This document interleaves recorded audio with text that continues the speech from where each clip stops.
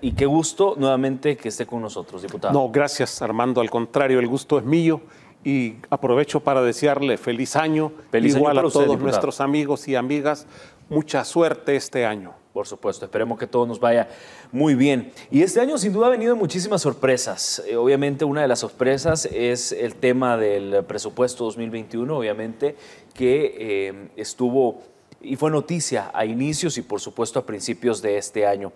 Y hoy precisamente me llama mucho la atención lo que ocurrió. La Sala de lo Constitucional de la Corte Suprema de Justicia admitió a trámite la controversia constitucional precisamente del decreto 763 que los diputados, para tener un poquito de contexto, los diputados aprobaron el pasado 29 de octubre del año pasado, esto con el fin de reformar el artículo 31 del Código Municipal, y así fue como lo publicó en su cuenta de Twitter la Sala de lo Constitucional. Con la reforma de ese artículo, para tener un poquito de contexto, los diputados pretendían autorizar a los alcaldes para que, escuche bien, continuaran con la ejecución de programas o de obras programadas en sus municipios 180 días antes de concluir la gestión, plazo que coincide mucho con el periodo de campaña electoral. Así las cosas y así la situación. Obviamente esto, diputado Juan José Martel, usted no acompañó esta iniciativa. Sí, efectivamente es claro, por una parte, el interés electoral de esta medida. En lo que se pretende es potenciar a los alcaldes en ese campo.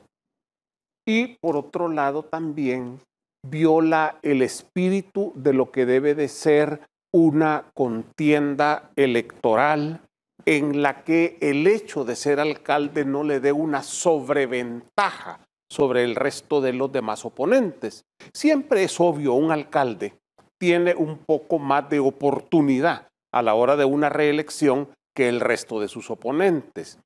Y en buena medida se ha desarrollado un buen trabajo. Ese es su mejor credencial y su mejor carta frente al electorado.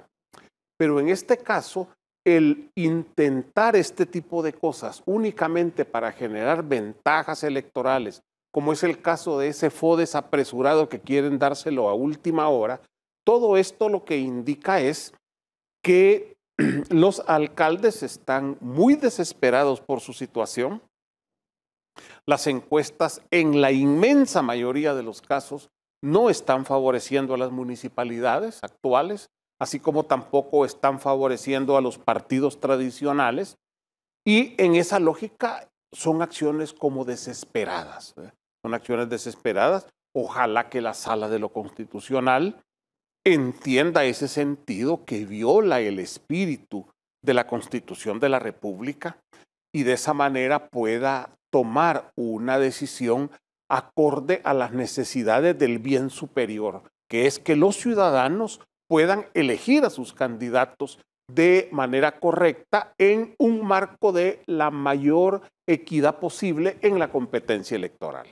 Me llama mucho la atención porque los diputados justificaban esta necesidad de reforma de ley porque ellos decían esto es necesario para darle solución a problemas originados por la pandemia, cuando hemos visto un gobierno que ha trabajado de forma articulada por llevarles las soluciones en el marco de esta pandemia de COVID-19 y lo ha hecho incluso sin recursos, diputado. Sí, lo que sucede es que para empezar, las municipalidades no tienen funciones en el campo de la salud pública. Le corresponde al Ministerio. Quizás así es, le corresponde al Ejecutivo a través del Ministerio de Salud, que es el rector de todo el proceso para el control y el combate a la pandemia y el cuidado de la salud de la ciudadanía. Los alcaldes deben de estar a la orden por si hay necesidad de que los alcaldes apoyen, desarrollen alguna medida concreta bajo la supervisión y el pedido de las autoridades de salud, pero no tienen ninguna capacidad.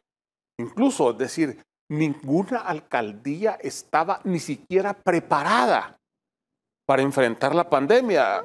Es chistoso, yo recuerdo cuando empezaba este proceso y llegaron unos periodistas y le preguntaron a una señora que era funcionaria municipal, mire, ¿y ustedes qué van a hacer en el marco de la pandemia? No, dijo, si ya estamos organizando la primera campaña de fornicación. No sabían ni siquiera la palabra correcta. ¿Por qué? Porque no tenían idea de lo que era ni siquiera la sanitización. En ese sentido, creo que se ha presionado demasiado a las municipalidades por parte de la oposición para que intenten desarrollar roles que no les corresponden. Yo recuerdo pusieron unos grandes arcos en los que le echaban lejía a todos los vehículos y a toda la gente que pasaba. Y aun cuando ya se había explicado que esa era totalmente ineficiente, seguían con los arcos tirándole lejía a las personas y tirándole lejía a los vehículos. Era justificar un gasto, tratar de generar una imagen que estaban haciendo algo, cuando el mejor papel que puede haber jugado una alcaldía es vincularse con la estrategia del Ministerio de Salud, trabajar junto con ellos en la labor, y eso sí hubiera generado muchísimo beneficio y le hubiese levantado la imagen al alcalde. Claro. Porque si en estos momentos de pandemia los habitantes de un municipio vieran al alcalde trabajando de manera armónica con las autoridades de salud para cuidar a la gente, para combatir la pandemia, esa hubiese sido la mejor credencial para su reelección que tuviesen los alcaldes, pero optaron por la dinámica contraria. Sin embargo, vemos en la Asamblea Legislativa los diputados están empecinados y la mayoría de sus acciones van a precisamente darle fondos a los alcaldes. Es decir, vimos esta reforma aprobada por los diputados que fue vetada por el presidente y los diputados superaron el veto. Es decir, a como de lugar quieren darle dinero a las alcaldías. Efectivamente, esta tendencia comenzó desde mucho antes de la llegada del presidente Bukele a la presidencia. Ya él había ganado la elección, era presidente electo, pero todavía no había tomado posesión. Entonces, hicieron una reforma a la ley del FODES en la que le aumentaron el 2% a ese fondo, sin consultarlo con el Ministerio de Hacienda. Vició de forma, diría la sala, ¿verdad? Según la sala, vició de forma. No consultaron, simplemente en forma festinada le dieron más de 100 millones más a las alcaldías. En ese momento que todavía ni siquiera teníamos idea de la situación que íbamos a atravesar. Cuando el presidente llega, ya en ese momento prácticamente ya los alcaldes tenían 100 millones más de dólares. El FODES es un recurso que estaba diseñado para que sirviera para el desarrollo local. Y el espíritu era, las alcaldías tienen pocos recursos, pero perfectamente pueden contribuir si tienen un fondo que les permita desarrollar obra. Pero ¿qué pasó? Lo han ocupado para todo, menos para eso. Se ha deformado ese recurso, se les ha dado demasiado dinero y en la práctica no hay resultados. Ese es el punto de fondo. Claro, y lo que más le preocupa, y era una declaración también que hacía el ministro de Hacienda, lo que más preocupa es que no hay un sistema para fiscalizar precisamente los fondos que se le dan a las alcaldías. Es decir, en ningún momento las alcaldías han rendido cuentas a la población. Sí, la Corte de Cuentas no tiene capacidad de poder estar supervisando a 262 municipalidades, que cada uno es como una especie de ente primario en el manejo de los recursos. Y entonces, por lo general, vienen a hacer auditorías, muchas veces muy focalizadas en alguna área, 2, 3 o 4 años después. Muchas veces ya el alcalde ni siquiera está en funciones en el municipio cuando llegan a hacer la revisión. Y eso así ha sido siempre. En el pasado ocupaban la Corte de Cuentas como un mecanismo represivo del partido que la controlaba. Cuando querían crearle problemas a un alcalde, le mandaban la delegación de la Corte de Cuentas. Y de esa manera lo alineaban a los intereses de un determinado partido que en esa época controlaba la Corte de Cuentas. Es decir, ha sido el organismo como tal permanentemente ineficiente. Y el problema es que desde el gobierno, desde el legislativo, comienzan a exigirle a la Corte de Cuentas que esté supervisando todos los procesos del Ejecutivo, eso sí, ¿verdad?, en tiempo casi real. cuando tampoco tiene esa capacidad. Entonces, ¿qué es lo que sucede? Hacen informes a la carrera, mal hechos, y eso le sirve a la oposición para estar diciendo de que se están gastando los recursos mal, cuando en realidad es el instrumento contralor el que no está en condiciones de poder realizar demasiadas auditorías en el momento en que los procesos se están desarrollando, porque nunca concibieron la Corte de Cuentas para hacer eso. Y en el caso de las alcaldías, ni por cerca. A las alcaldías desde hace mucho tiempo no se les revisan sus cuentas, no se les supervisa. Y ya cuando se vengan a darse cuenta de que hubieron recursos malgastados, ya es muy tarde. Ya el dinero ya se gastó, ya se despilfarró, ya se perdió.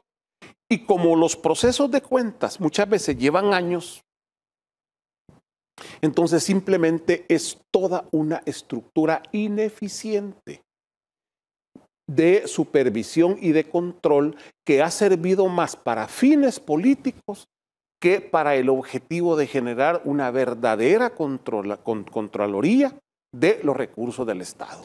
Entonces, tomando en cuenta todo lo que usted dice, diputado, a su juicio, ¿cuál cree que entonces es el espíritu y las diferentes iniciativas de la Asamblea? Es decir, ¿por qué insisten en fondos? Y ahora se está viendo precisamente la decisión de la sala si va a decidir si alcaldes pueden continuar e inaugurar obras en plena campaña electoral. Sí, efectivamente, cuando se establece que un alcalde no puede estar inaugurando obras, y eso también es válido para el Ejecutivo, antes de un determinado periodo, es para evitar que la obra se convierta en parte de la estrategia de campaña. Los alcaldes tienen que inaugurar las obras o antes o, de lo contrario, simplemente ponerlas a funcionar sin el espectáculo de la inauguración. Porque la ley tampoco dice que se suspende una obra durante la campaña electoral. Lo que dice es que el alcalde no puede montar el espectáculo de irla a inaugurar, pero la obra perfectamente la pone a funcionar y ya estuvo, y no hay problema. Entonces, eso es precisamente lo delicado. Y como no hay control sobre los recursos, por ejemplo, yo he hablado con muchas personas que trabajan en proyectos para las alcaldías y me dicen, mire, el problema es que los proyectos se encarecen porque uno tiene que tomar en cuenta la comisión que el alcalde o que los regidores me van a pedir para que me den la contratación de la obra. Eso encarece la obra que desarrolla el municipio. Y eso lo dice muchas de las personas, no sé si todas, a mí me lo han dicho varias personas, que tienen empresas y que se ven obligadas a trabajar con las municipalidades.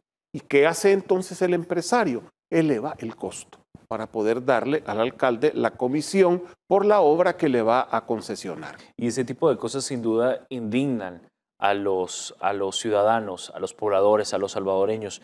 Indigna también este tipo de casos, y quiero mostrárselo a continuación en pantalla, y es que el alcalde de Arena, en Ilopango, llegó, y quiero que reaccione al respecto, diputado, precisamente llegó en un helicóptero a una comunidad, pese a decir que está en quiebra.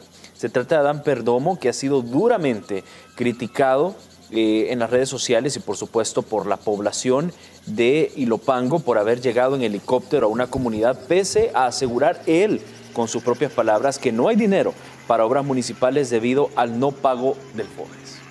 Sí, es absurdo porque tiene sentido usar un helicóptero si se va a trasladar a una distancia, qué sé yo, al oriente del país, pero un alcalde que en su mismo municipio, en el país más pequeño de Centroamérica, con 262 alcaldías, que casi trotando atraviesa uno el municipio, llegar en helicóptero no es más que una tontería, porque al final ni siquiera está jalando votos. Si él pensó que con esa acción iba a generarse una imagen para la campaña electoral, está equivocado. El efecto que está generando es precisamente todo lo contrario. Además es la ni siquiera había un lugar adecuado donde pudiera el helicóptero aterrizar. Ve la polvazón que hace, ¿verdad? Es decir, lo que hizo la gente fue obligarla a tragar polvo. Esas son esas cosas que uno no se explica, que solo se las explica pensando en los niveles altos de desesperación que deben de tener estos funcionarios cuando comienzan a ver que no les están favoreciendo las encuestas y que por lo tanto sus posibilidades de reelección son muy bajas o casi nulas. Solo eso puede explicar este tipo de cosas, ¿verdad? Llegar en helicóptero, ¿eh? Como que yo me vaya en helicóptero de aquí para la esquina, pues es un absurdo. Hay una de las situaciones también que indigna mucho y es el tema del quehacer legislativo actualmente y es por estos viajes que se han realizado precisamente algunos diputados en medio de una pandemia.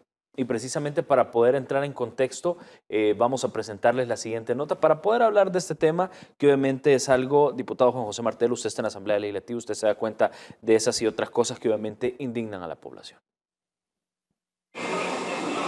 A pesar de estar en medio de una pandemia, los diputados de la Asamblea Legislativa gastaron $114.074.84 para la compra de boletos aéreos y pago de viáticos entre el 1 de enero y el 30 de septiembre de 2020. Información que confirmó e intentó justificar el presidente del órgano legislativo. Pero usted vaya a ver las administraciones anteriores, ¿cuánto se gastaron? Revise 114 a los millones que se gastaron en viáticos y pasajes en otras administraciones. De los más de $114.000, $50.524 fueron utilizados en boletos aéreos y $64.270 para el pago de viáticos. Los diputados que más viajaron son Patricia Valdivieso de Arena y Yancy Urbina del FMLN. Ambos partidos acumulan el 59.2% de las misiones oficiales que se efectuaron durante el 2020. No le puedo obviamente decir, mire, ¿a qué misión fuiste? Ahí hay invitaciones a misiones a España, a misiones a Estados Unidos. Por lo tanto, eso es normal que un diputado viaje cuando se le invita de otro congreso. Pero este no es el único cuestionamiento para la Asamblea, debido a que existen legisladores que han faltado hasta 60 veces a plenarias y comisiones, sin que se les descuente por esta falta. Pese a que el artículo 19 del Reglamento Interior de la Asamblea enfatiza que todos los diputados que no asistan a las sesiones plenarias o a las reuniones de comisiones que integran o abandonen la sesión antes que concluya y no le sustituya a otro diputado, perderá la remuneración correspondiente. Aunque Mario Ponce al inicio de la gestión como presidente aseguró que aplicaría el reglamento, ahora se desmarca de esta situación. Cada quien debe responder por sus actos. Yo no respondo por el acto de cada diputado, respondo por el mío y el diputado que de alguna manera no ha llegado ha de estar la justificación por escrito. No es mi papel si no existe de alguna manera una justificación del grupo parlamentario, decir, mira, este diputado no vino. Estos cuestionamientos se suman al bloqueo constante que han tenido los diputados a las iniciativas del gobierno en beneficio de la población. Isabel Ramos, Noticiero El Salvador. Bueno, así las cosas en la Asamblea Legislativa, diputado. Sí, yo creo que esta es una demostración de que la Asamblea Legislativa necesita una revisión a fondo de su método de funcionamiento. No puede continuar igual. Debe de reformarse en serio y a fondo el reglamento interior de la Asamblea Legislativa. Creo que esa es la solución. En el caso de los viajes, es posible que hayan viajes que sean justificados. Pero en medio de pandemia. Pero en medio de pandemia, diputado, por una parte, y por otro lado, habría que conocer en cada caso cuál es la misión a la que fueron y cuántos fueron, por cuánto tiempo. Esas cosas hay que verlas despacio. Pero además de eso, hay una especie de secretividad en este proceso de los viajes. Los únicos que es solo la junta directiva la que sabe qué diputado viaja, a dónde viaja y a qué viaja. El resto del pleno no conoce. Entonces de repente uno ve que hay un diputado que es sustituido por su suplente, por ejemplo, o que no llegó, y uno no sabe si está enfermo, qué le pasó, y a lo mejor anda de viaje. Uno se entera algunas veces cuando regresa y ellos cuentan. Yo creo que esto se podría resolver si las misiones oficiales fuesen al menos del conocimiento del Pleno. Lo ideal sería que fueran aprobadas por el Pleno. Es decir, un diputado hace un viaje y es el Pleno Legislativo quien decide que él deba de ir, o al menos de perdida que se sepa. Pero no se sabe, es decir, yo me entero de esas cosas cuando veo la noticia de que se ha gastado $114,000. Igual se tiene que revisar el sistema de comisiones. ¿Qué es lo que sucede? De que muchas veces las comisiones se cruzan unas con otras. Yo, por ejemplo, he tenido ese problema. Durante todo el segundo semestre del año pasado, a mí se me cruzaba a la misma hora la Comisión de Pensiones y la Comisión de Economía. Yo soy parte de las dos comisiones, soy miembro de las dos comisiones. Tenía que ir a una de las dos. El tema fundamental en ese momento era pensiones, ha sido un tema que yo he estado empujando mucho y tenía que dejar de ir a economía para poder ir a pensiones. Y otras veces se me cruzaba también con la comisión de trabajo. El problema, eso genera una doble situación. ¿Por qué? Primero, un diputado, en mi caso, que soy diputado único, no puedo estar en dos comisiones al mismo tiempo. Lo que se alega es que no puedo tener doble voto. Entonces, ni siquiera puedo mandar a mi suplente, porque no es válida la presencia de mi suplente si yo estoy en otra comisión. En ese sentido, creo que hay que revisar, porque el diputado que tiene 60 ausencias también está como en 8 comisiones. Entonces, lo más seguro es que también tiene un problema como el que yo he tenido de cruce de la comisión de, Claro, de economía con la otra comisión. Pero en el fondo, Armando, necesita revisarse todo ese método de funcionamiento de la Asamblea Legislativa. No es posible que los viajes se hagan sin una explicación al Pleno y sin una garantía de cuál es el resultado para el cual se viaja. Yo aprovecho, y no es propaganda porque no estoy en campaña, no voy a la reelección, para decirle a la ciudadanía, yo no he viajado ni una tan sola vez en todo este periodo. 5 centavos para viático o 5 centavos para un pasaje, no he necesitado pedirlos a la Asamblea Legislativa porque no he viajado. Y eso no va en desmedro de la calidad del trabajo que yo pueda desarrollar. Yo no puedo salir a decir, mire, fíjese que hubiera podido desarrollar un mejor trabajo si hubiera ido a tales y tales viajes. No, en realidad ahora, con los nuevos sistemas de comunicación por Zoom, la capacidad que uno tiene de poder leer, uno se entera de todo, no necesita andar subido en los aviones, metido en hoteles, gastando dinero que tanta falta nos hace. claro. Y hay algunos diputados incluso que registran ausencias de varios días. Y vamos a conocer en la siguiente nota quiénes son aquellos diputados que no llegan a trabajar. El artículo 19 del reglamento interno de la Asamblea Legislativa señala que los diputados que no asistan a las sesiones plenarias o a las reuniones de comisiones que integran o abandonen la sesión antes que concluya y no sean sustituidos por otro diputado, perderán la remuneración correspondiente.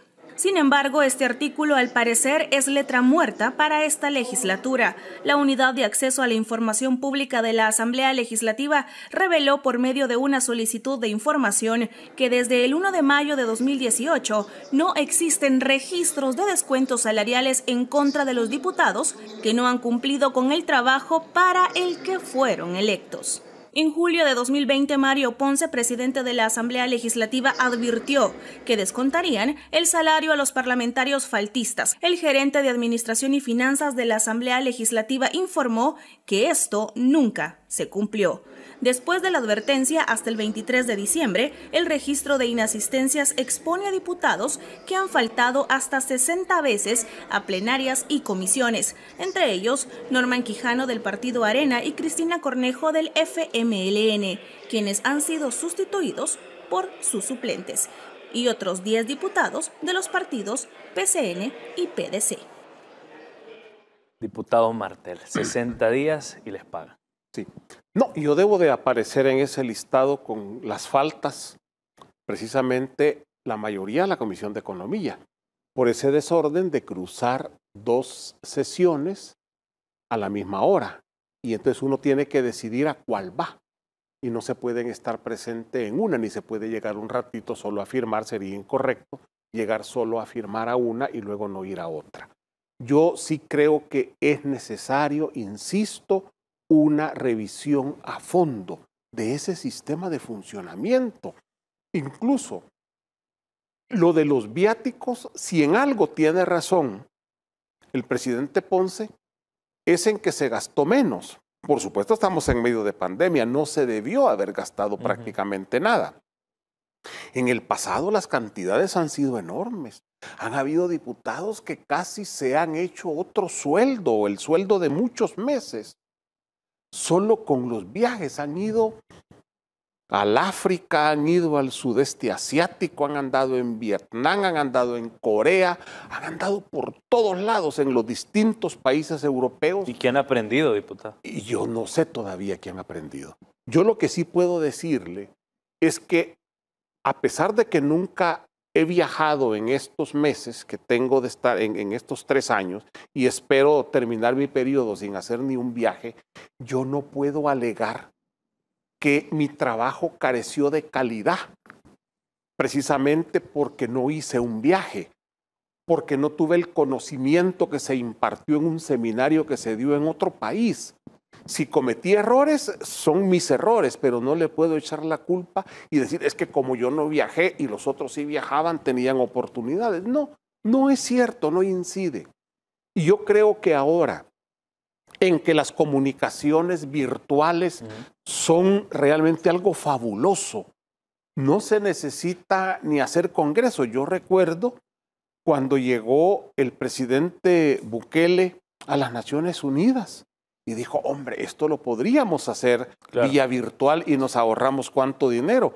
Y fue casi como anticipatoria de una pandemia que se venía y que nadie en ese momento estaba pensando en ella. La siguiente reunión de las Naciones Unidas ya tuvo ese ingrediente. Es decir, viajar ya se vuelve como algo innecesario. Yo ojalá que en la próxima legislatura una de las cosas que deben hacerse es revisar con mucho cuidado ese gasto, porque además eso puede servir como premio. Ah, este diputado me cae bien, lo voy a premiar con un viaje. Ah, este me cae mal, lo voy a castigar y no lo voy a enviar a este viaje. En el pasado, los viajes han sido también una forma, llamémosle, tal vez no sea lo más adecuado, de maletincito negro. ¿Por qué? Porque el diputado iba a un viaje, en el viaje se incluía el pago del hotel, la alimentación, algunas veces hasta el pasaje le daban, pero él cobraba aquí viáticos como que iba a pagar hotel, como que iba a comer fuera y se quedaba entonces con todo el dinero que le entregaban para el viaje. Eso ha sucedido muchas veces y se convertía como una especie de premio. No, este diputado se está portando bien, démosle ese apoyo. Y sin duda son situaciones también que indignan al pueblo salvadoreño. Hay muchísimos temas que se nos quedan pendientes, diputado, entre ellos el panorama político, obviamente, de cara a las elecciones del 28 de febrero, pero sin duda vamos a tener muchísimo tiempo para poder conversar sobre estos temas. De verdad le deseo un feliz año y muchísimas gracias por su tiempo. No, muchísimas gracias a usted y un saludo a todos los amigos y siempre a la orden, porque este año ha comenzado muy interesante y va a seguir igual. Y va a estar bien movido. Sí. Muchísimas gracias, diputado.